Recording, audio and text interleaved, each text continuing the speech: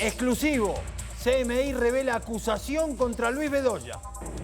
Son 8 los cargos que se le imputan al expresidente de la Federación Colombiana de Fútbol. Luis Bedoya acepta que cometió 2 delitos. El expresidente de la Federación Colombiana de Fútbol tiene que restituir bienes y dinero. 2 altos dirigentes de la Conmebol y la CONCACAF fueron detenidos hoy. La fiscal Loretta Lynch revela 16 nuevos vinculados en el FIFA Gate. La Fiscalía General abre investigación por presuntos seguimientos e interceptaciones ilegales por parte de la Policía Nacional a periodistas. Una nueva ola de anónimos en contra del general Luis Eduardo Martínez hizo que el gobierno le pidiera al Congreso suspender el trámite de su ascenso. El ministro de Justicia, Yesir Reyes, y toda su familia perdonaron al expresidente Belisario Betancur y a los responsables del holocausto del Palacio de Justicia como aporte a la paz de Colombia. Con su familia en Bogotá se encuentra esta noche el vicepresidente Germán Vargas Lleras, tras ser dado de alta en la clínica Ardila Lul en Bucaramanga con un parte médico satisfactorio. Recepción de campeones sudamericanos al Santa Fe esta tarde en Bogotá. Las fobias y los fetiches se transfiguran en piezas de moda que hoy nos muestran un diálogo entre el diseño gráfico y la confección. Al final de la emisión, una colección para explorar sensaciones y además les tenemos novedades. En CMI inicia Mis Amigos de Hoy, una sección en donde conoceremos a personas que prestan su vida al servicio de los demás. Buenas noches, estos son nuestros secretos de hoy. 1. La presidenta de la Corte Constitucional y su encrucijada en el alma. 2. Las cosas increíbles que solo pasan en Colombia. 3. Choque de 2 titanes mundiales por licitación en Bogotá. 1, 2 y 3 al cierre.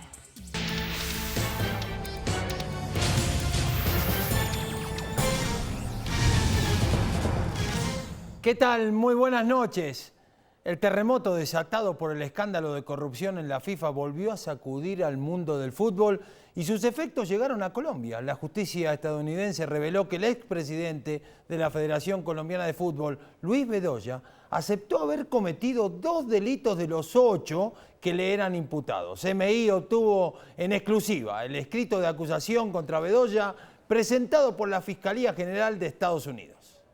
El indictment obtenido en exclusiva por CMI titulado Estados Unidos de América contra Luis Bedoya, presentado por la fiscal general de Estados Unidos Loretta Lynch, afirma que el acusado Luis Bedoya conspiró con otros directivos del fútbol y ejecutivos del marketing deportivo para realizar actividades ilícitas en Estados Unidos. Lo vincula con la compañía Traffic Group de Brasil, la empresa Torneos y Competencias de la familia Bursaco de Argentina y el grupo Full Play, todas empresas involucradas en el FIFA Gate e incluidas en el primer escrito de acusación de Estados Unidos. Según la fiscalía, Bedoya se involucró con ellos en varios actos criminales como fraude, sobornos y lavado de dinero para perseguir intereses y ganancias personales. También señala que para cometer estos delitos y poder realizar pagos ilícitos, Bedoya creó empresas fachada, nóminas ficticias, cuentas cifradas en paraísos fiscales e incurrió en la evasión de reportes de manejo de divisas, contrabando de dinero, evasión de impuestos y obstrucción de la justicia. La justicia estadounidense afirma que el esquema criminal comenzó a construirse desde comienzos de 2007 y que usando el sistema financiero y el sistema de transferencias de Estados Unidos, el acusado y sus cómplices acordaron recibir y de hecho recibieron millones de dólares en sobornos. Esos sobornos, pagos ilegales y evasiones salieron de esquemas delincuenciales creados para torneos como la Copa Libertadores de América, en los que Bedoya y sus cómplices recibieron millones de dólares a cambio de ceder los derechos de transmisión y comercialización del torneo. La Copa América también fue fuente de ingresos ilegales de Bedoya y sus cómplices, y la fiscalía hace referencia a un contrato de 317 millones de dólares para los derechos de las Copas América de 2015, 2019, 2023 y la edición especial que se realizará en Estados Unidos en 2016 por el centenario del torneo.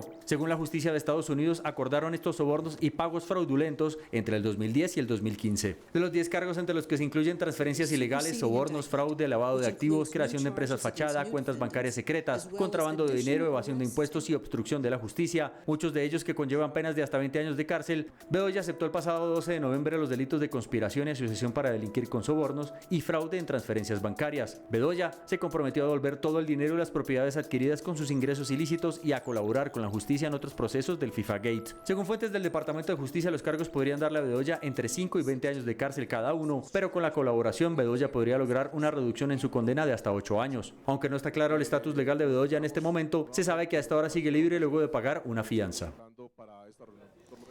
Y para conocer un poco más lo que ha pasado, para que usted en su casa pueda entender todo este embrollo fiscal que rodea a Luis Bedoya, trajimos a un especialista. Jaime Lombana está con nosotros, doctor. Un Profe. placer, qué bien que esté usted acá, salvándonos la patria y salvándonos la vida ante tantas palabras y ante tantas acusaciones, que hoy fue una revelación, ¿no es cierto?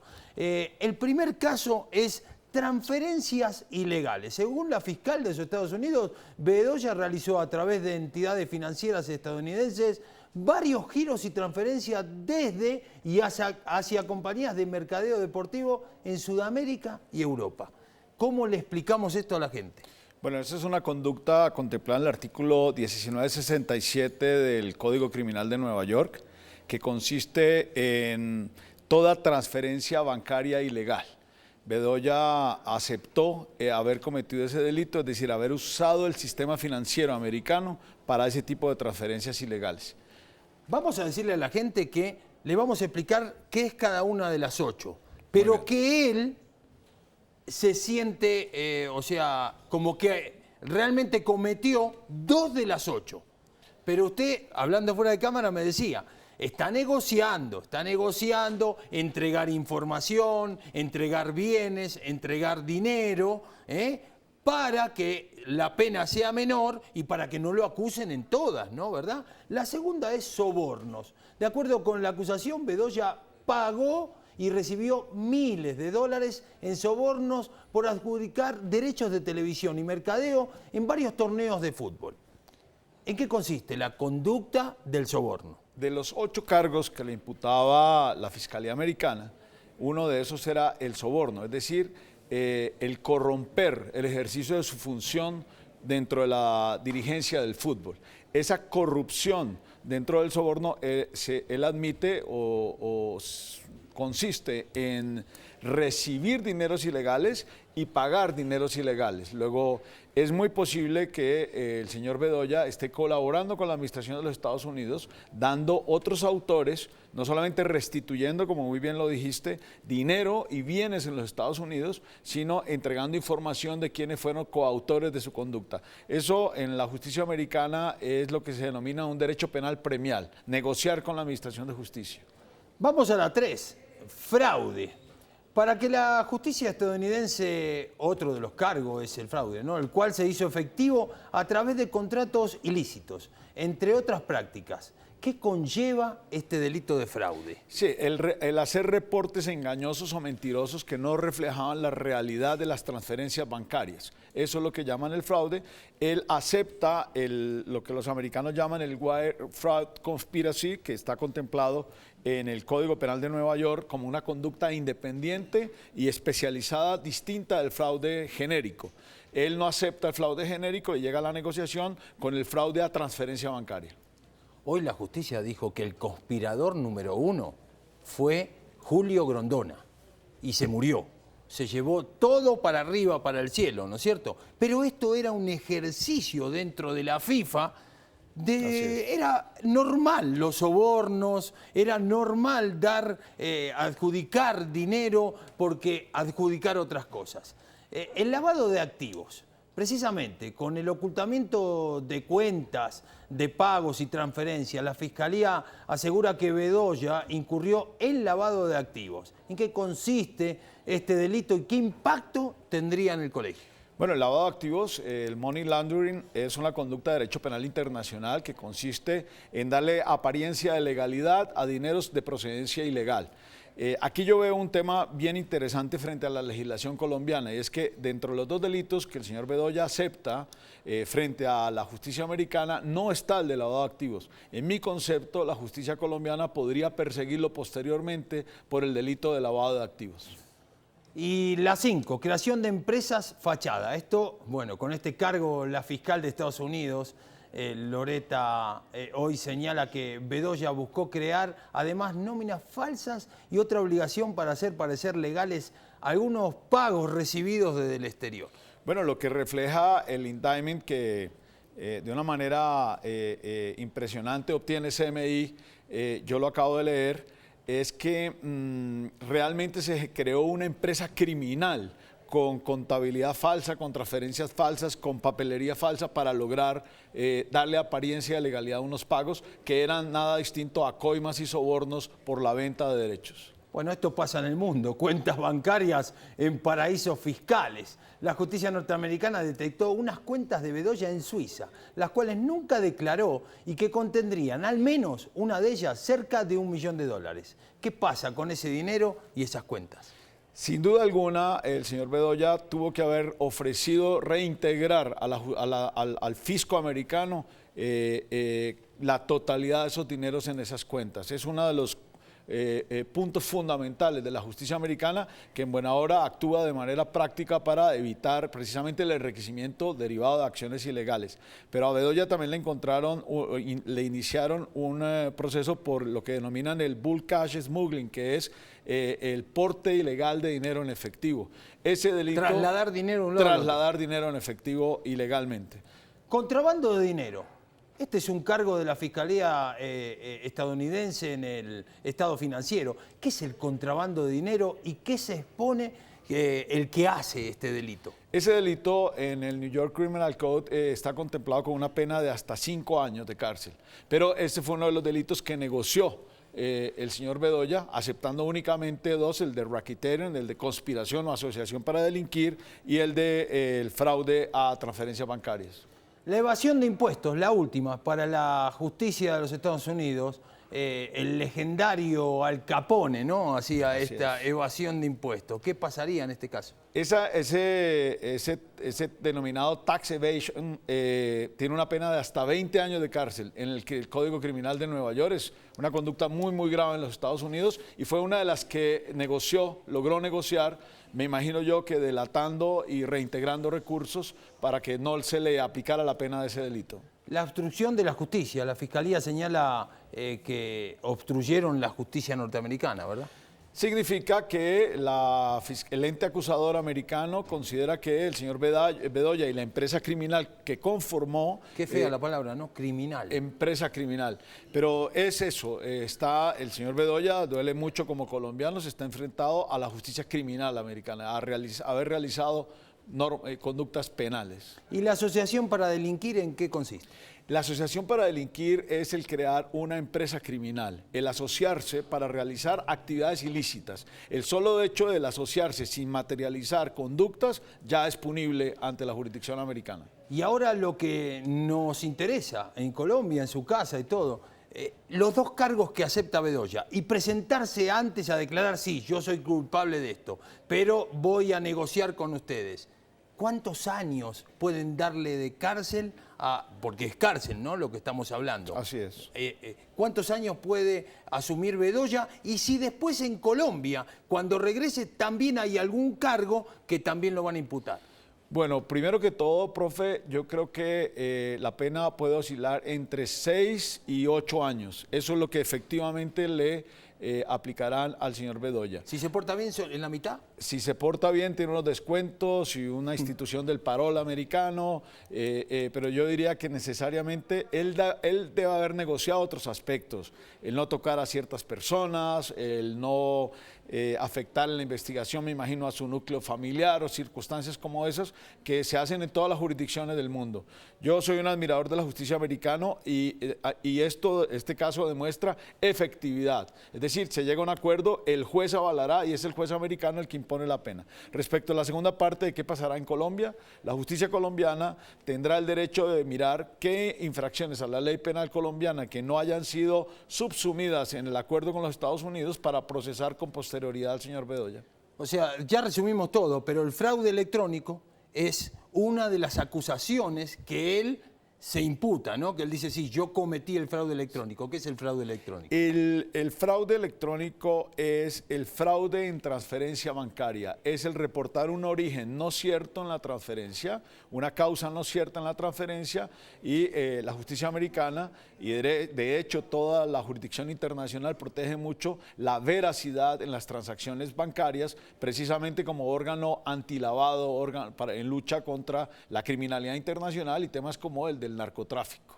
Doctor Lombana, un placer, un gusto que haya estado con nosotros y bueno, muy elocuente y muy didáctico lo que nos explicó. Muchas gracias a ustedes. Y bueno, seguimos ahora, hoy 6 de la mañana en Suiza, 6 de la mañana en Suiza, aparecieron, le golpearon la puerta al presidente de la Conmebol y al presidente de la CONCACAF, y aquí, el presidente de la CONCACAF, y ¿quién es? La policía. Y se los llevaron detenidos a los dos, al presidente de la CONCACAF y al presidente de la Conmebol. 6 meses después de las primeras capturas de dirigentes de la FIFA en Zúrich, que sacudieron el mundo del fútbol, hoy se produjeron nuevas aprehensiones. Esta vez los objetivos de la justicia fueron el presidente de la Conmebol, el paraguayo Juan Ángel Naput, y el presidente interino de la CONCACAF, el hondureño Alfredo Howitt. Las capturas se dan por solicitud de la justicia estadounidense, que pidió su extradición el pasado 29 de noviembre por haber aceptado sobornos por varios millones de dólares a cambio de vender derechos de marketing relacionados con la difusión de campeonatos en América Latina y con partidos de clasificación para el Mundial. Según la petición de Estados Unidos, las acciones por las que se les busca fueron fomentadas en el país norteamericano y los pagos habrían transitado por bancos estadounidenses. Naput, de 57 años, le ha dedicado 35 al fútbol. Durante 7 años fue presidente de la Federación Guaraní y asumió la presidencia de la Conmebol el año pasado tras la renuncia de Nicolás Leos. Por su parte, Howitt tiene 64 años. Ungía como presidente interino de la CONCACAF tras la destitución de Jeffrey Webb, quien es otra pieza clave del escándalo FIFA. Y hoy la fiscal general de los Estados Unidos, la doctora Loretta Lynch, dio a conocer 16 nuevos vinculados en este acto de corrupción del FIFA Gate. De acuerdo con la declaración entregada por la fiscal general de los Estados Unidos, Loretta Lynch, los indicados están involucrados en pagos de sobornos y comisiones por un monto cercano a los $200 millones, aprovechando su posición privilegiada en el mundo del fútbol. Each of the 16 new defendants is charged with racketeering conspiracy and with other crimes in connection with their sustained abuse as set forth in the indictment of their positions for financial gain. Entre los implicados figuran reconocidos dirigentes del fútbol sudamericano como Marco Polo del Nero, presidente de la Confederación Brasilera, Luis Chiriboga, cabeza del balompié ecuatoriano, y Manuel Burga, expresidente de la Federación Peruana, sin contar a Juan Ángel Naput, presidente de la Conmebol. Estados Unidos justifica la petición de extradición de estos directivos, argumentando que las negociaciones para la comisión de estos delitos tuvieron lugar en su territorio y que los acusados utilizaron cuentas de los bancos de Wall Street para blanquear dichos sobornos. Nunca pensé que el fútbol iba a abrir un noticiero y tantas notas de corrupción dentro del fútbol. Ahora los dejo con más información y María Andrea.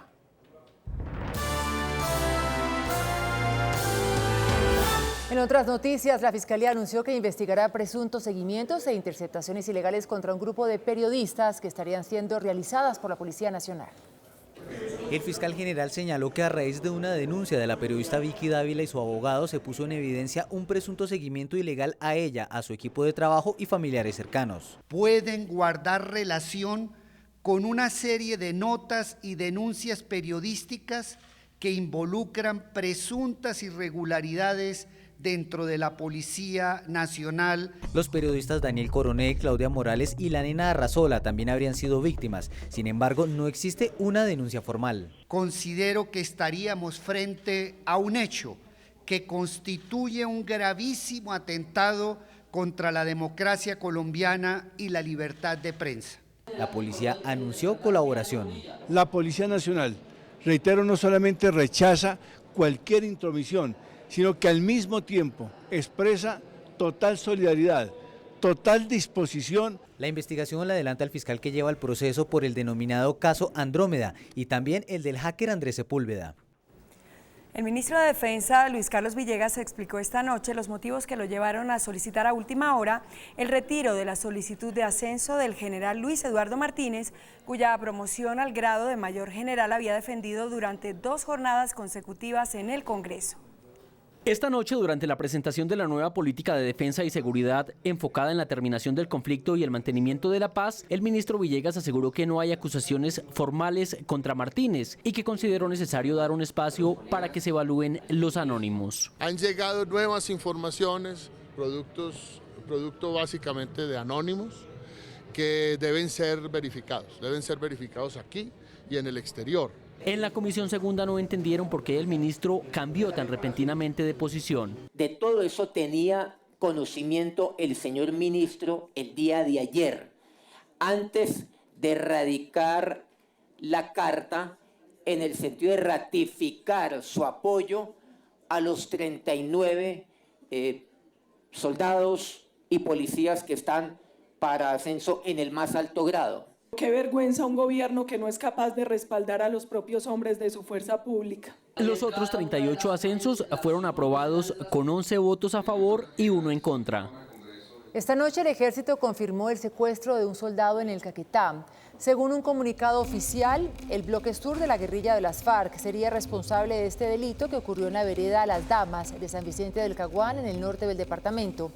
La víctima es el soldado bachiller Jesús Rojas Delgado, miembro del Batallón de Servicios para el Combate número 12, que opera en esta región del país. A esta hora el Gaula militar adelanta una intensa búsqueda en la región para dar con el paradero del joven. Con algunas modificaciones con respecto al aprobado en el Senado, la Cámara de Representantes dio el visto bueno al proyecto de referendo por la paz.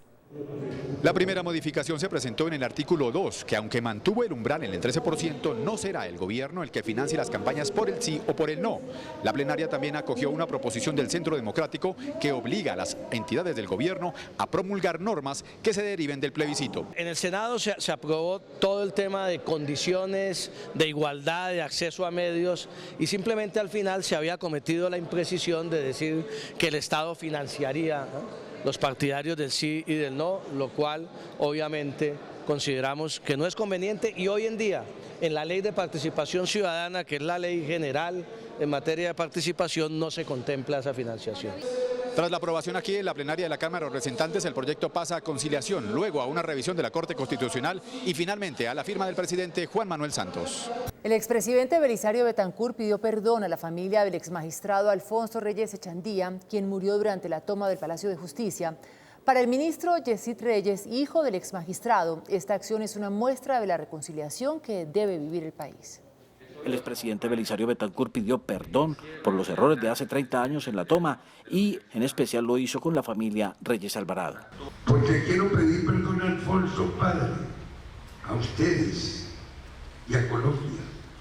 Acepto mi responsabilidad por el accionar del Estado en ese momento trágico. El ministro Yesid Reyes, por su parte, despojado de su dignidad y más bien como hijo de una víctima del Holocausto, perdonó a Belisario Betancur. En lo personal, me resultan tan valiosos pronunciamientos como los que han hecho hoy en este escenario el expresidente Belisario Betancur y el senador Antonio Navarro sobre los trágicos hechos ocurridos hace ya 30 años en el Palacio de Justicia. El acto de perdón y reconciliación se dio por iniciativa de la familia Reyes Alvarado, hijo del exmagistrado Reyes Echandía, en el aula máxima de la Universidad de Ibagué, de donde uno de sus hijos es el rector. El vicepresidente Germán Vargas Lleras ya se encuentra en Bogotá, donde es sometido a exámenes médicos para continuar con su recuperación. Tras haber sido sometido a una nueva valoración médica, el vicepresidente de la República, Germán Vargas Lleras, fue dado de alta hoy por los médicos de la clínica Carlos Ardila Lule en Bucaramanga. El día de ayer, cuando asistía a un evento público, el funcionario había sufrido una convulsión ocasionada por el exceso de trabajo. Ya nos han dado de alta para regresar y continuar en Bogotá con algunos exámenes que faltan. Tras haber sido dado de alta, el vicepresidente fue trasladado a Bogotá, donde terminará su recuperación. Le di instrucciones precisas, que descansara y que llevara un régimen de vida un poco más sano, más activo, hiciera más ejercicio. El vicepresidente será sometido a otra serie de exámenes y estará en reposo hasta que los médicos lo consideren necesario. El presidente Juan Manuel Santos anunció una reforma institucional al campo colombiano. De acuerdo con el mandatario de los colombianos, ya está lista lo que será la reestructuración sobre las entidades del sector. Entre ellas se destaca la liquidación del INCODER para la creación de 2 agencias encargadas del desarrollo rural y los planes de tierras. De igual forma, el ICA asumirá funciones sanitarias que estaban a cargo del INVIMA. El ministro de Agricultura, Aurelio Iragorri, anunció más ayuda para los caficultores. El jefe de la cartera agropecuaria afirmó durante el Congreso Cafetero que habrá 5 estrategias dentro del campo colombiano en las cuales se tendrá una gran participación del sector cafetero. Se mantendrán recursos para mitigar los efectos por el fenómeno del Niño y la disponibilidad de créditos para pequeños agricultores. El índice de capitalización de la bolsa cerró a la baja. El índice de capitalización de la Bolsa de Valores de Colombia bajó 0,94% a 1.081 puntos. La acción de Almacenes Éxito fue la que más subió, con una valorización de 6,88% a 11.800 pesos. La acción que más cayó fue la de Corfi Colombiana sin dividendo, al perder 7,26% a 35.240 pesos. La acción más transada de la jornada fue la de Isagen, al movilizar más de 53.000 millones de pesos. El precio del dólar también cerró a la baja. Indicadores económicos del día en CMI. La tasa representativa del mercado que regirá para mañana viernes será de 3.149 pesos con 12 centavos. Los profesionales del cambio compran la divisa en 2.870 y la venden en 2.900 pesos. Un euro cuesta 3.425 pesos con 13 centavos. La libra de café en Nueva York se cotizó $1 con 24 centavos. El azúcar se transó en 15,58 centavos de dólar la libra. El barril de petróleo WTI se cotizó en $41 con 16 centavos. Una acción de Ecopetrol cuesta 1.255 pesos. Fonseca sigue cosechando éxitos, inicia gira y gana un nuevo reconocimiento. Estaremos con él después de comerciales, cuando también exploraremos una nueva colección que nos enfrenta a sensaciones como el miedo.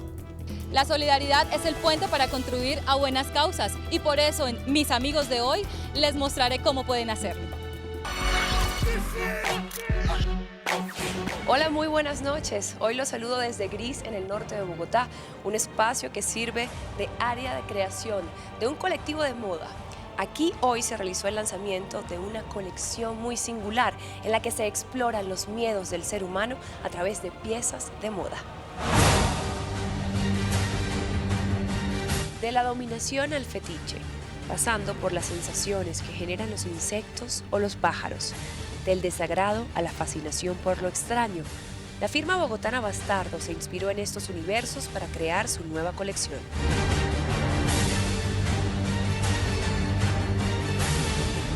Las fobias están representadas con telas que son muy amplias, prendas que son muy amplias, con mucho vuelo, que es porque son las cosas que uno repele, que uno no quiere tener cerca. Y las filias están representadas con prendas en cuero, que están muy pegadas al cuerpo, que es lo que a uno le gusta.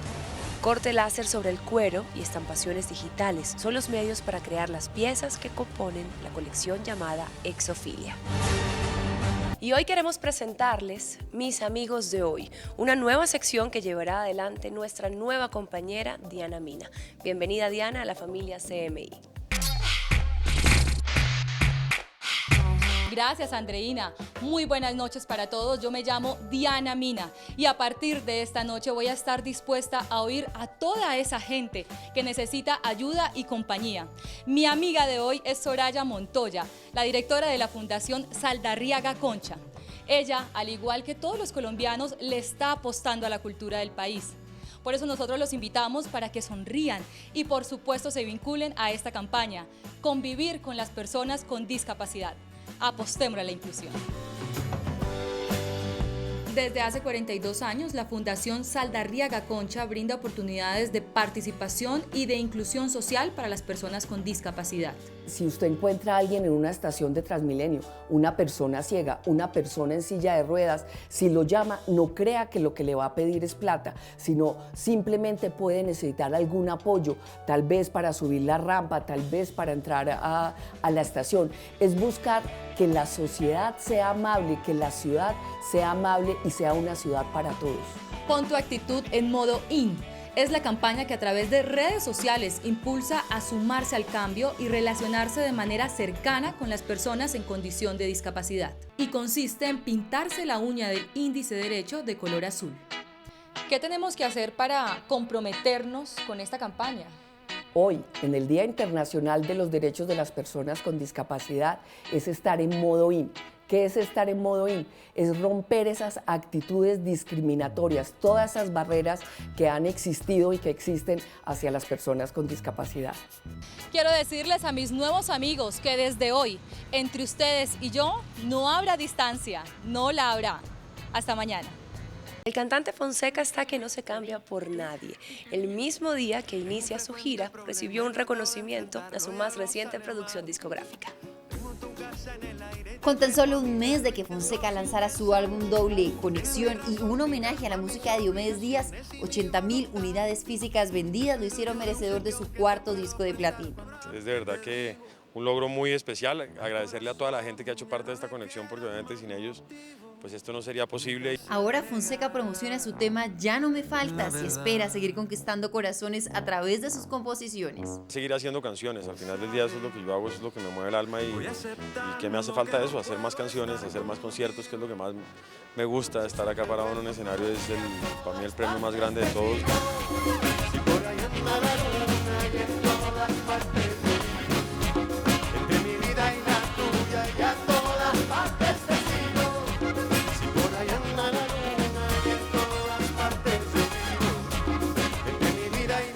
Ahora sí empezó en forma la Navidad en Nueva York, pues ya se encendió el símbolo más emblemático de esta festividad en la Gran Manzana. 3, 2, 1. Más de 45.000 bombillos LED iluminan el famoso árbol del centro Rockefeller en Nueva York. 24 metros mide el ejemplar de 80 años que en su copa está adornado por una estrella de 3 metros de diámetro hecha con 25.000 cristales de Swarovski.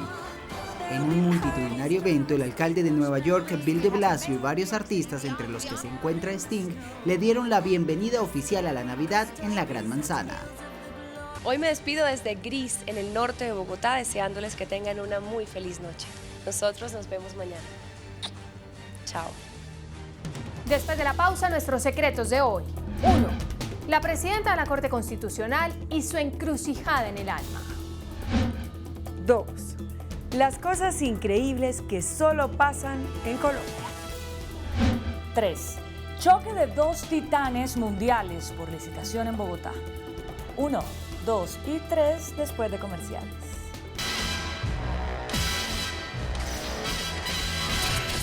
Estos son nuestros secretos de hoy. 1. El 22 de mayo del año 2009, el entonces presidente Uribe dijo que tenía una encrucijada en el alma para aspirar o no a una nueva reelección como presidente de la República.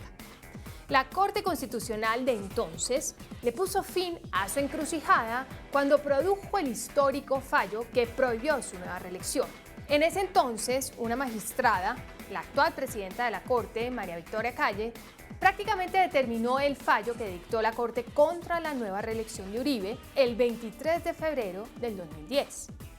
Fue María Victoria quien le puso punto final a la encrucijada en el alma del entonces presidente. Ironías de la vida, es ahora la misma magistrada quien tiene su propia encrucijada. La magistrada asumió la presidencia de la Corte Constitucional como encargada el 4 de marzo de este año, cuando el entonces presidente Jorge Pretel tuvo que alejarse del cargo para enfrentar acusaciones por su supuesto ofrecimiento de un soborno. El periodo interino de María Victoria vence al comenzar el nuevo año.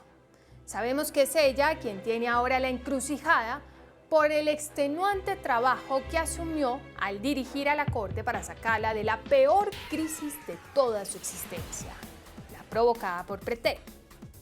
Casi todos los magistrados de la Corte están de acuerdo en pedirle a María Victoria que dirija ahora en propiedad a la Corte Constitucional. Y María Victoria Calle, por capaz, por proba, por jurista, por honesta, se lo merece. Además le corresponde porque ha actuado como presidenta, pero interinamente, y le corresponde en propiedad. Ojalá decida su encrucijada siguiendo en el cargo. 2. Un secuestro lleva a la quiebra a una petrolera. Esta historia demuestra que en Colombia pasan cosas increíbles. Las Supersociedades ordenó la liquidación de Benseca Corp, una compañía de servicios petroleros fundada en Venezuela hace 19 años que llegó a nuestro país en el año 2008. Pese a tener contratos con grandes compañías como Pacific Rubiales, Benseca no pudo sobrevivir por el desplome del petróleo. Hoy, cuando se ordenó la liquidación de la compañía, se descubrió que Benseca no tiene cómo pagar las deudas debido a que uno de los acreedores decidió pagarse por la derecha y se llevó secuestrados 2 taladros de exploración petrolera, que son el único activo con el que contaba la compañía. La firma que llevaba la contabilidad de la compañía venezolana también se llevó secuestrados los archivos y no los devolverá hasta que le paguen sus servicios prestados. Penseca también se quedó sin sede porque se atrasó con el arriendo. Cosas que no pasan sino en Colombia. 3. Lucha de titanes en Colombia por una licitación para el río Bogotá. La licitación fue abierta en el 2013 para la ampliación de la planta de aguas residuales El Salitre, que trata las aguas negras que vierten al río Bogotá. El valor de la licitación es de $500 millones. Al final, solo 2 grandes consorcios presentaron ofertas. El primero en cabeza de Odebrecht, la mayor empresa de ingeniería de América, y Aqualia de Carlos Slim y Bill Gates. La oferta de Aqualia fue $6 millones más baja que la de Odebrecht. Esta diferencia es la que hoy tiene enfrentados a estos 2 gigantes. El árbitro que tiene que definir esta pelea es el director actual de la CAR, Alfred Ballesteros. Si el funcionario no actúa con absoluta honestidad y transparencia, puede quedar aplastado por el peso de los titanes. Bien dice el proverbio que en pelea de mulas puede salir perdiendo el arriero. Hasta mañana. Que descanse.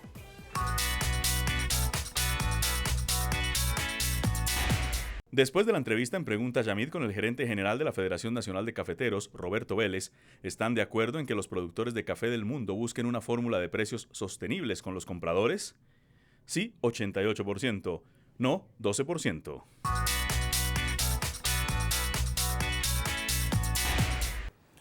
Hasta aquí nuestra emisión. Nos vemos mañana en CMI La Noticia. No se muevan, ya viene hashtag.